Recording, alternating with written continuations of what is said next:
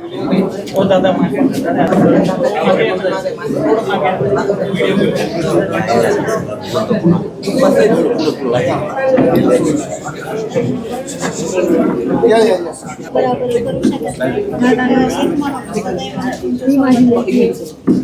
आई सगळ्यात अगोदर तर त्या घटनेचाच आपण निषेध करतो आपण की इतकी क्रूर घटना घडून आणली त्यांनी. त्यामुळं कसपटे कुटुंबाच्या त्यांच्यासोबत होत आम्ही त्यांच्या दुःखात पण सहभागी आहेत. त्यांना जिथं जिथं मदत लागणार आहे ती पूर्ण ताकदीनं या राज्यातले सगळेच बांधव सगळेच जनता त्यांच्या सोबत आहे. परंतु काय आहे बरं का, हे मॅटरमध्ये स्पष्ट दिसून येतं आहे की 5 आरोपी आहेत आणि आणखीन 2 का काय फरार आहेत. आणखी 1-2 आणखीन फरार आहेत. म्हणजे हे तर एकतर सामूहिक कट आहे ही 100% हा सामूहिक कट रचून ही हत्या आहे, ही आत्महत्या नाही आहे असं कुटुंबाचं पण म्हणणं आहे. आणि प्रथमदर्शनी तसं दिसतंय पण की ती हत्या नसून आत्महत्या नसून ती हत्या आहे. कारण त्यांच्या अंगावरती प्रचंड वळ आहे असे फोटोमध्ये सुद्धा आता दिसलं आहे आणि बघितलं आहे पण. त्याच पद्धतीनं ते जसं की त्यांनी सामूहिक कट रचला, ते षडयंत्र रचलं मारण्याचं. त्यात 120 ब लागला नाही वाटतं. बहुतेक तो सुद्धा कलम लावणं खूप गरजेचं आहे. त्या कुटुंबाला माहिती देणं म्हणजे तपास काय चालला आहे या तपास अधिकाऱ्यांकडून सगळ्या यंत्रणेकडून संबंधित कुटुंबाला ह्या माहिती होणं खूप गरजेचं आहे. आणि माहिती देणं हा त्यांचा अधिकार आहे, घेणंसुद्धा माहिती अधिकार आहे. तो पूर्ण तपास यंत्रणेने त्यांना दिला पाहिजे. त्यांचं तेही म्हणणं आहे की माहिती दिली जात नाही आहे. चार्जशीटवरती तपासावरती लक्ष ठेवण्यासाठी सरकारी वकिलांची खूप आवश्यकता आहे. ते सुद्धा तातडीनं नियुक्त सरकारनं केलं पाहिजे. नुसतं इथे येऊन घोषणा करून नाही चालणार. त्या लेकीबाळीला त्या कुटुंबाला न्याय नाही मिळणार. तुम्ही नुसत्या घोषणाच केल्या. आता मोका लावतो म्हणलायत, त्याची प्रोसिजर सुरू आहे का याचं उत्तर कुटुंबाला कोणी दिलं आहे का सरकारच्या वतीनं आत्तापर्यंत की हो आम्ही मोका लावतो बोललो तर आम्ही त्याची प्रोसिजर सुरू केली? हे कुटुंबाला आत्तापर्यंत कोणी बोललेलंच नाही आहे. मग कुटुंबाने विश्वास ठेवायचा कसा, न्यायाची अपेक्षा करायची कशी? पुन्हा कुटुंबाला असं तर बघावं लागणार नाही ना की सत्ता आहे आणि सत्तेतलेच आरोपी आहेत म्हणून हे सुद्धा प्रकरण दबलं. असं कुटुंबाला वाटायला नको म्हणून या जिल्ह्यातल्या पालकमंत्र्यांनी, या राज्याच्या मुख्यमंत्र्यांनी आणि तपास यंत्रणेने कुटुंबाला सगळी माहिती देणं आवश्यक आहे आणि ती दिली गेली पाहिजे. हा तपास जसाच आता SIT करते अशी माहिती मिळाली मला, आता माहिती नाही, तसं CIDनं पण तपास केला पाहिजे. CIDनं पण खोलात जाऊन हा तपास केला पाहिजे की ही हत्या आहे की आत्महत्या हे सुद्धा होणं गरजेचं आहे. आणि पोलिसांमार्फत सुद्धा तपास होणं गरजेचं आहे. कारण पोलिसांसुद्धा तितके बारकावे माहीत असतात.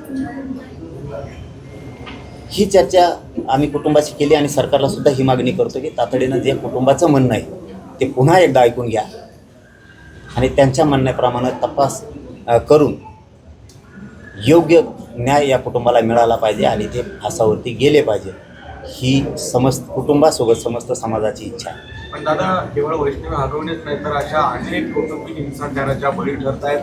राज्यामध्ये स्त्री अत्याचाराच्या प्रमाणातही वाढ होत आहे आणि कुठेतरी या सगळ्यावर रोखायला, हे सगळे प्रकार रोखायला गृह विभाग कमी पडतोय का, वचक कमी पडतोय का, कसं बघताय एकंदरीत राज्यातल्या एक घटना बघताय? आता गृह विभाग कमी पडतोय की नाही पडत या तपासून लक्षात येईल. या कुटुंबाला जर न्याय नाही मिळाला, तपास जर आरोपीच्या बाजूने झाला आणि या कुटुंबाच्या जर अपेक्षा भंग झाल्या तर पुन्हा राज्यात उठाव होणार. म्हणजे गृह मंत्रालय कमकुवत हे, जिथं अन्याय अत्याचार झाला तिथं न्याय देणार नाही आणि देत नाही ही भावना राज्यात पसरणार. पुन्हा राज्यात वातावरण आंदोलनाच्या भूमिकेत लोक जाणार. म्हणून जर गृह मंत्रालयाला दाग लावून घ्यायचा नसला तर या कसपटे कुटुंबियाला वैष्णवीताईला न्याय देणं अत्यंत गरजेचं आहे. आणि हुंडे फिंडे ना, हे खरंच राज्यातली ही प्रथा बंदच व्हायला पाहिजे. करणारांनी पण, देणारांनी पण आणि घेणारांना पण. कारण हे खूप संस्कार जे म्हणतो ना, संस्कृती जे म्हणतो ना, ती खूप वाईट दिशेनं चालली. राज्य महिला आयोगावर देखील वारंवार त्यामध्ये न्याय मिळत नाही. वैष्णवीला काय न्याय देणार?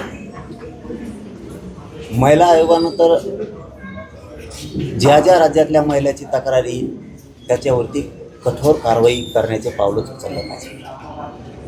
कारण आयोगच यासाठी नेमलेला आहे की कुठं जर आपलं कोणी ऐकून घेणार नसतं, आपण मंत्र्यांपर्यंत जाणार नसतो, आपण आमदारांपर्यंत जाणार नसलो, आपण प्रशासनाच्या एखाद्या अधिकारी स्तरावरती जाऊ शकणार नसलो, तर आपल्याला एक हक्काचं न्यायाचं मंदिर म्हणून महिलांसाठी महिला आयोग दिला.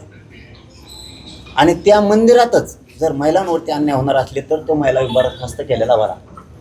इथून पुढच्या काळात तरी महिला आयोगात कुठलीही तक्रार आली तर तिच्याकडं मायमाऊली म्हणून बघून ताबडतोब कारवाई व्हायला पाहिजे महिला आयोगाकडून. पुढच्या काळात तरी महिला आयोग सुधारला पाहिजे अशा सूचना मुख्यमंत्री कार्यालयाकडून सुद्धा सुटल्या पाहिजे. महिला आयोगावरच राजकीय व्यक्ती जे आहे ते अध्यक्ष म्हणून बसलेली नाही, आता ती प्रक्रिया दादा, ते केव्हा बंद नाही होणार. समजा तो प्रश्नच नाही आहे, ते त्यांचं आलं की ज्यांचं दुकानवर बसतं त्यांचंच खाली दुकान बसतं. ते आता ती प्रथाच आहे. परंतु अपेक्षा आम्हाला एवढीच आहे, तुम्ही जरी तुमची सत्ता आली म्हणून तुमचा माणूस बसवला हरकत नाही, पण असं नाव का मग त्या पदावर बसलेल्या माणसानं, मग तो कोणी पण असू दे, त्यांच्याकडं महिलेची तक्रार येणं, ॲक्शन घेणं. एका बाजूला सरकार आणि एका बाजूला महिला आयोग लोकांना वाटला पाहिजे की आधाराचं स्थान महिलांचं कोणतं असेल तर महिला आहे. इथून पुढच्या काळात तरी त्यांनी ॲक्शन म्हणजे ॲक्शनच घेऊन महिलांना न्याय दिला पाहिजे. नसता त्यांच्या विरोधातही सुरू होणार. मग आता एकंदरीत बघितलं तर आज दिवस जे आहे ते शेतकऱ्यांचं झालंय. अनेक योजना बंद झाल्या, त्यांना त्यांची नुकसान भरपाई मिळते का माहिती नाही. बारामतीत तर बंधारा फुटला, मुंबई सगळी तुंबली आणि ही सगळी परिस्थिती बघता शेतकऱ्याला आता कोणी वाली आहे का, हे प्रश्न विचारला जातो. मोठी भयानक परिस्थिती निर्माण होईल अशी शक्यता आहे. तुम्ही आढावा घेतलाय का? काय मागणी शासनाकडे करणार, काय शासनाकडनं अपेक्षा आहे? नाही, याच्यावरती उद्या सकाळी बोलल मी. आज नको, मी आज ताईंच्या कुटुंबियाला भेटायला आलो आहे. आज आमच्या पुढं प्रथम एकच गोष्ट आणि एकच उद्देश आहे, ताईला न्याय दिवस तर मागं हटायचं नाही. आणि त्याच्यावरती आम्ही ठाम आहेत.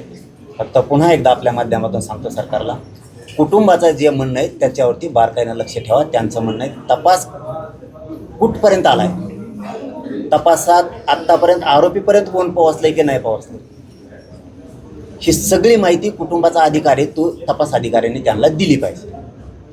त्यांना जो वकील पाहिजे तो नियुक्त तातडीनं केला पाहिजे. तुम्ही मोका लावतो म्हणलात त्याची प्रोसिजर लगेच सुरू झाली पाहिजे. आता जर SIT बसली तर CIDला सुद्धा तपास करू द्या आणि पोलिसांना सुद्धा करू द्या. कुटुंबाच्या म्हणण्यावरती लक्ष ठेवा. कुटुंब अंधारात ठेवून तपास होता कामा नाही. नसता वैष्णवीताईला न्याय मिळणार नाही आणि तसं होता कामा नाही. ही सरकारकडं आमची विनंती. ज्या ज्या वेळेस कुटुंब सांगेल त्या त्यावेळेस आम्ही ठामपणानं त्यांच्या पाठीशी खंबीरपणे उभ्या आहेत. काळजी करायची कुटुंबाने गरज नाही. एवढीच त्यांच्याशी चर्चा केली आणि आज एवढंच. उद्या त्याला बाकीचं सगळं बोल. धन्यवाद.